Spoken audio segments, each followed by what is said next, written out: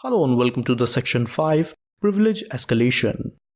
Now in this section we are going to take a look at various points. First of all, we will learn the basics of privilege escalation and then how we can perform privilege escalation in the target system that I'm going to cover here in this section. Privilege Escalation Overview. Now in this video we are going to take a look at a couple of points. First of all, we will learn about what is privilege escalation and then what is the process to perform privilege escalation. So if we talk about what is privilege escalation, process to elevate access in target system. So you have access in the target system, but you don't have admin level access in the target system, right? So you want to elevate your access. You are a user in the target system and you want to become an admin, right? So that's how you can elevate the access inside target system. And this process is called privilege escalation.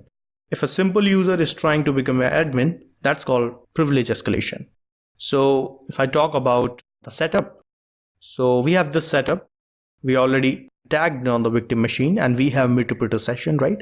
But the thing is, we don't have admin level access.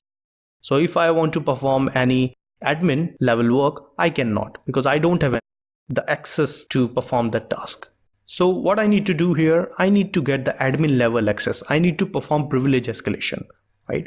So I'm going to use various bypass UAC exploits, and with the help of these exploits, I can get the admin level access or root level access in the victim machine. So basically, attacker machine is Kali Linux, victim machine is Windows machine, and with the help of these exploits, which is inside Metasploit, we can elevate our access.